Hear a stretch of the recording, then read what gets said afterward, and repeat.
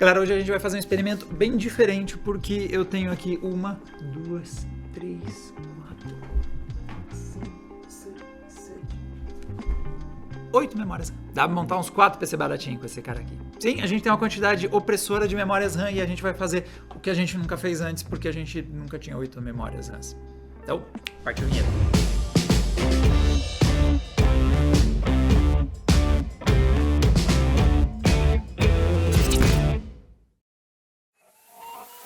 SSD Kingston NV1. Acelere o seu PC com esse armazenamento super rápido em NVMe, com velocidades até 4 vezes mais rápidas que um SSD SATA e capacidade de armazenamento de até 2 TB. Tudo em um formato mais compacto, fácil de ser instalado até mesmo em um notebook. Mais detalhes no link na descrição do vídeo. Bom, galera, o vídeo de hoje vai ser possível porque a Kingston mandou pra gente nada menos que um kit Renegade com 8 memórias, 3200 MHz CL16 e cada memória tem 32 GB.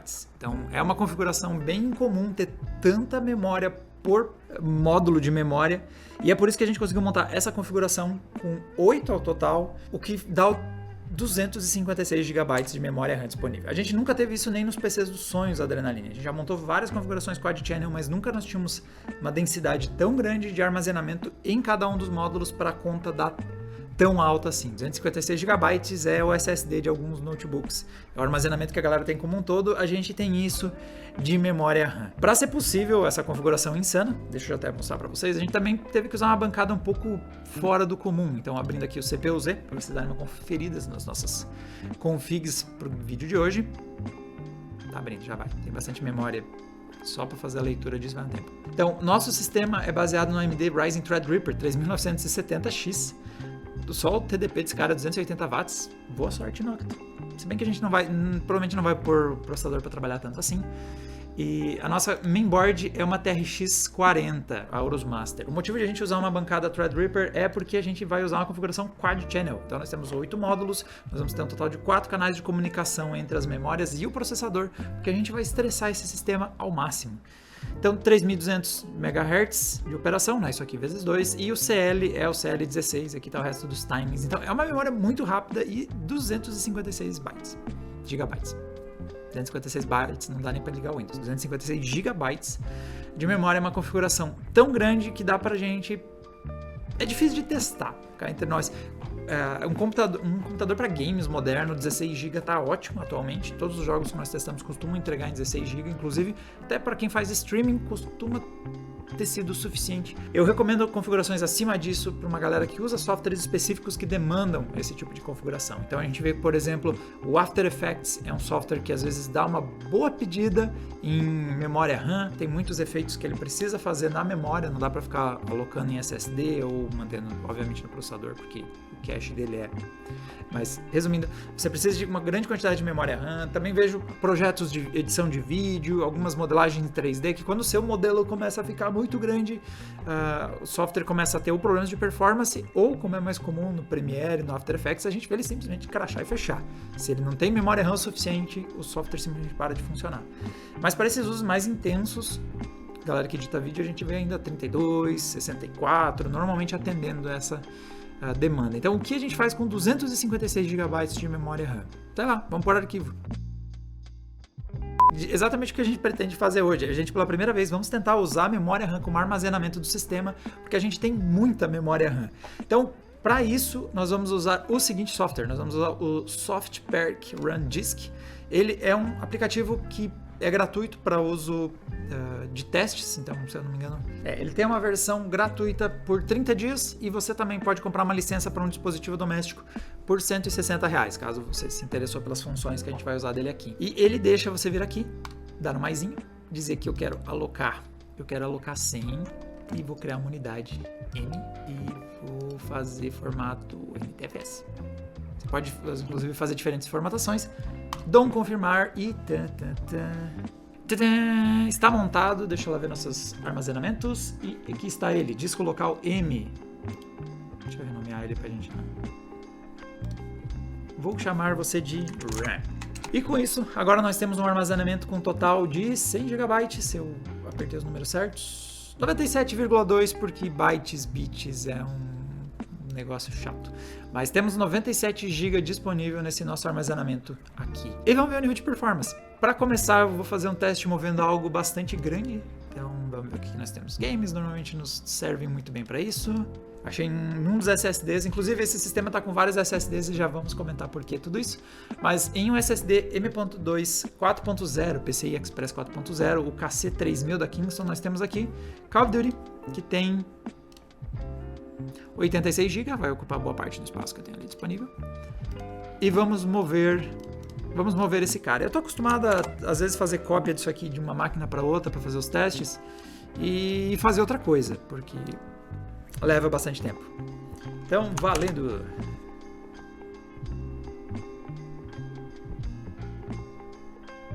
Meu, é oficialmente a transferência mais rápida que eu já fiz. Chegando a 2.3, quase 2.4 no pico. E sabe o que é louco? Não está acontecendo a queda de performance que costuma acontecer quando a gente faz cópias, por exemplo, para um SSD, que muitas das vezes você bate no limite da controladora e ele começa a ter dificuldade de manter essa performance sustentável. Agora ele começou a perder performance. Ele manteve os 2.4 o tempo todo. Caramba! Então está aqui copiado todos os vários gigas do Call of Duty em questão de alguns segundos. Então, em menos de um minuto deu para copiar os 100 GB, até porque ele fez 2,5 GB por segundo. Algo curioso é que quando a gente entra aqui no gerenciador de tarefas para dar uma olhada ali no desempenho, a nossa memória está como se tivesse sempre 100 GB em uso. Porque ele considera como a gente alocou naquele software para estar disponível, ele está como se tivesse em uso. Todos esses 100 GB que eu aloquei para o software, ele está como se tivesse todo ele em uso, não como tipo, ainda tem 10 GB dentro dele. Então o Windows enxerga como se eu estivesse nesse momento consumindo 100 GB e 6, que é provavelmente o que eu estou usando, que não é a parte do que o nosso software está usando aqui. Então sim, isso aqui é absurdamente rápido. Essa transferência foi muito rápida. Vamos tentar fazer o seguinte, o SSD pode ter limitado de alguma forma a performance, então vou deletar ele aqui. E vamos tentar ver se a gente consegue fazer. Vou copiar algo menor e copiar dele para ele mesmo, para ver se o SSD não atrapalhou de alguma forma a nossa transferência. Então vamos catar um game aqui menorzinho, vamos ver qual é o tamanho que está o Witcher. Ok, cabe copiar 2 Witcher.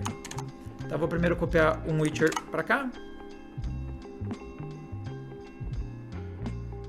Ah, esse Witcher estava onde? Ah, esse Witcher estava no nosso SATA 3. Então, uma das unidades de armazenamento que a gente tem aqui é um K600, que é um SATA 3. Ou seja, a gente voltou muitos anos na tecnologia e agora nós estamos literalmente limitados pela capacidade do KC, que é de velocidade teórica, é 500 megabytes por segundo na transferência, mas vê que ele estava copiando a 500 MB, mas agora ele entrou numa sequência de arquivos que não está indo bem. Aí, acho que agora ele vai voltar a entregar a performance de antes. Nossa senhora, voltar para um SATA 3, depois de ter feito aquela transferência entre o PCI Express NVMe 4.0, é tipo voltar no túnel do tempo. Eu me sinto transferindo esse jogo por disquetes. E esse é um bom SATA 3, tá? Um SSD SATA 3 até rápido.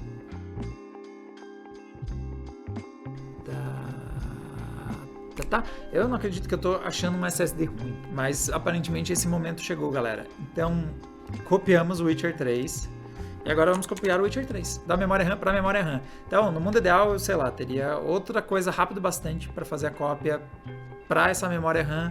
E a gente vê isso acontecendo sem achar que tem um gargalo de alguma das pontas. Como vocês viram, o armazenamento usado de onde você está copiando é também importante na transferência, a velocidade de leitura dele. E como a gente trouxe num SATA 3 que é 500 megabytes por segundo a velocidade teórica, e a gente quase alcançou ela, o que não é sempre que a gente consegue na computação.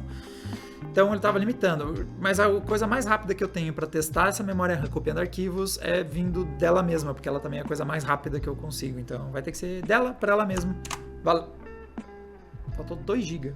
Cadê uma pasta com 2 GB? 3 GB. Aí, aqui resolve. Válido. Top. Agora vamos ver quanto que tem isso ao total. Acho que vai dar. Nós temos então um total de 46 GB disponíveis para cópia. Eu vou tentar copiar dele para ele mesmo só para ver o que dá. Tá aumentando a performance. Vai bater, vai bater. Foi mais lento do que copiar. Não, pera, vai passar. Não passou.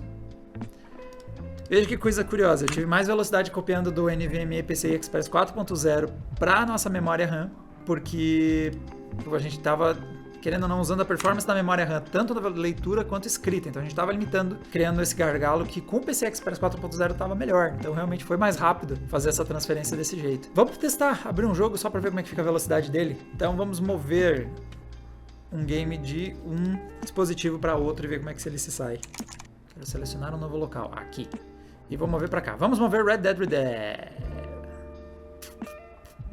Faltou 22 GB. Pera aí. Montar de novo. A gente vai precisar de 140, sei lá. Acho que ainda vai dar espaço. Eu usando 140, ainda vai sobrar uns 80 GB pro resto. Ok, terminou. Levou uma vida. E agora eu tô muito curioso para ver como é que esse jogo vai abrir. Porque é um dos jogos mais chatos na nossa bateria de testes.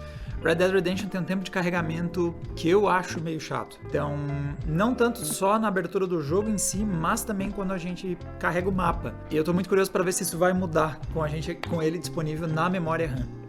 Ok, primeira parte até que tá indo bem. O nome do Threadripper é tão grande que meio que bagunçou meus padrões, mas vamos ver. Essa parte do carregamento tá dentro do que eu tô acostumado. Ah, o padrão tá com os nomes tudo errado, tá? Então eu garanto pra vocês que isso aqui não é uma H410 na mainboard. É porque eu acabei de copiar do meu pendrive e tá com os padrão meio velho mesmo. O que eu mais gosto é que o Riva tá reportando que a gente tá usando 152 GB de memória RAM. 152 GB. Em compensação, nosso processador tá 0% de uso, porque tem 64 threads. Então, se a gente usa 100% de um dos threads, ele tá ainda a 1% de uso, sei lá. Tá, vamos ver. História, valendo.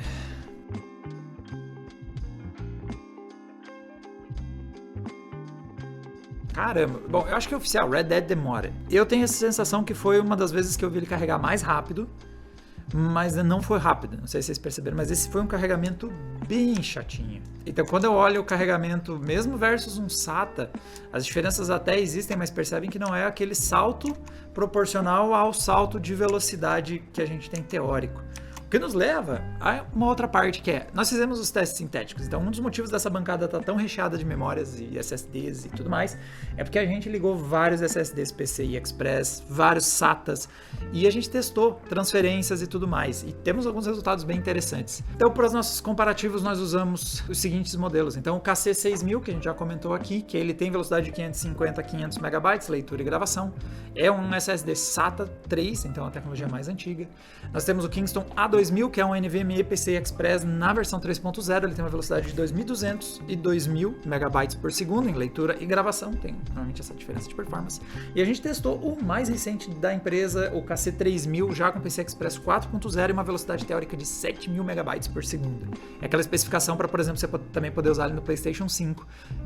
Níveis muito rápidos de velocidade. E os resultados são bem curiosos. Então, começando pela nossa transferência, a gente moveu o COD Warzone, então nós temos um total de quase 100 GB de arquivos e uma grande quantidade de arquivos também sendo transferidos, e a DDR4 entregou em 39 segundos, foi o tempo mais rápido, isso foi muitos porcentos a menos do que o KC600 SATA 3, bem mais rápido, metade do tempo do PCI Express NVMe 3.0 e só um pouquinho mais rápido que o mais recente ali, o KC3000 PCI Express 4.0.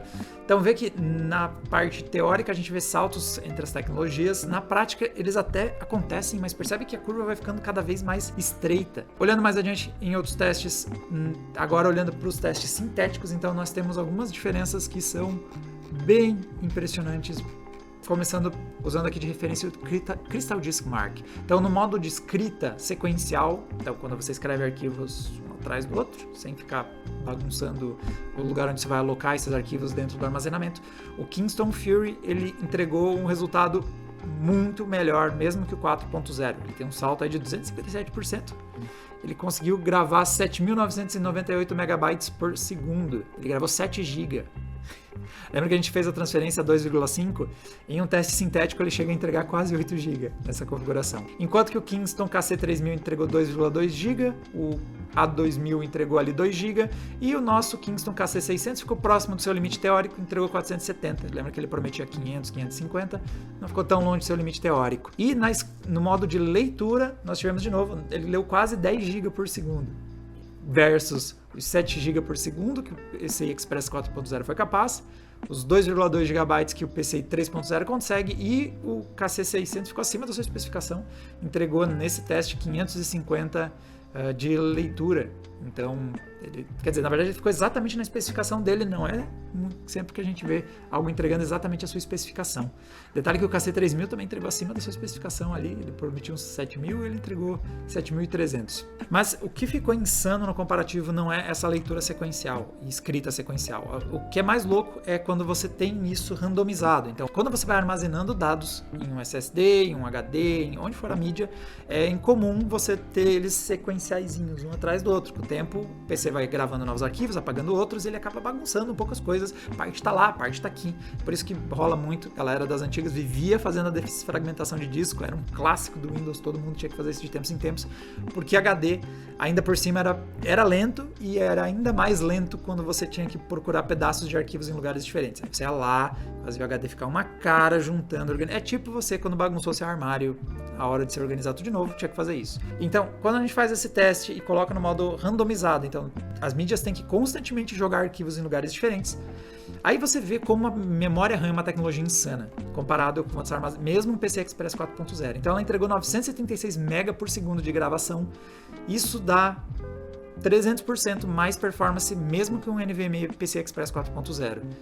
O 3.0 cai para 180 e por fim o SATA entrega 88. Vê que mesmo um SSD em SATA ele é relativamente lento quando você força ele a espalhar os dados pelo armazenamento. E quando a gente vai para o modo leitura, aí bom, a barra meio que fala por si só. Tanto faz o resultado de todos os SSDs, eles estão tudo junto lá embaixo.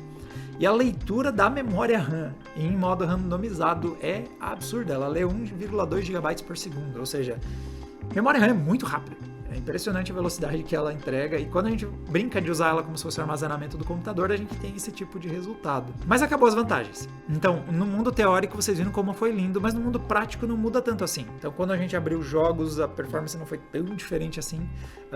Quando você coloca para carregar aplicativos, a coisa não muda tanto. Então, exceto em alguns cenários em que você vai usar essa largura de banda, ela acaba não sendo tão útil na prática. E agora vem os problemas da memória RAM.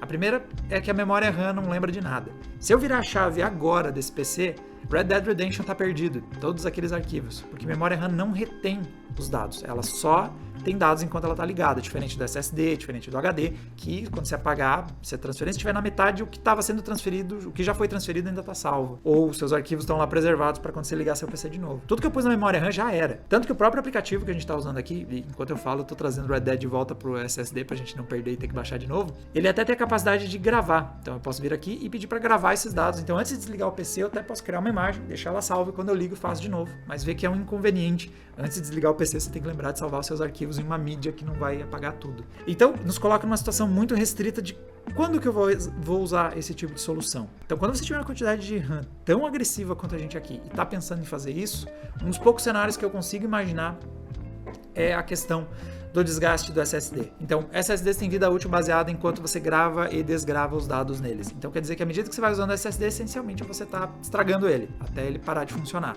A saúde dele vai reduzindo, ele tem uma estimativa, dependendo da tecnologia e da quantidade. A gente tem resultados ruins em PCI Express, especialmente os 4.0, a gente já teve alguns problemas com alguns que pararam de funcionar, são realmente performances muito altas, níveis de aquecimento alto, eles têm um desgaste mais alto com aquecimento. É uma forma, potencialmente, de você alocar memória RAM para você pôr os seus arquivos de altíssima demanda, sei lá, um vídeo em 8K, que você precisa de largura de banda para ele conseguir ser editado e assistido e tudo mais. E você não quer acabar com a vida útil do seu SSD gravando, movendo, desgravando, movendo, gravando, criando arquivo temporário e tudo mais. Você cria um espaço na sua memória RAM e usa ela para esses arquivos temporários que você ainda está mexendo e não fica gastando a vida útil do seu SSD com isso. Então é um jeito, é uma forma de você usar se você tem uma quantidade muito grande de memória RAM. Na prática, eu acho que ninguém vai fazer isso. E o motivo é porque é muito, muito, muito caro. Então essa configuração com 256 GB com memórias Kingston Fury Renegade, sai algo acima dos R$8.000.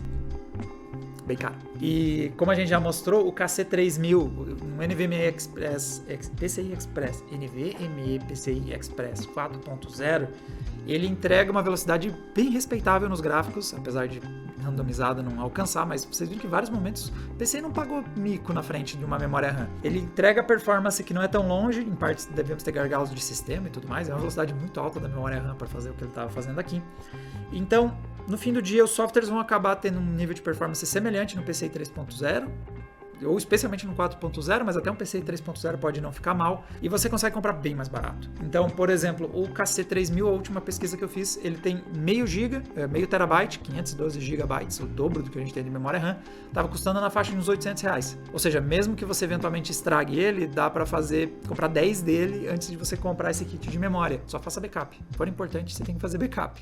Você não devia ter os seus arquivos importantes em um único lugar, não importa a mídia. Você pode ter gravado em fita cassete, copie essa fita cassete em outra fita cassete, ou tem uma cópia digital. Não guarde nada em um único lugar se for importante. Mas você vê que você tem um custo de comprar 10 vezes o KC3000 para fazer isso, então dá para queimar vários.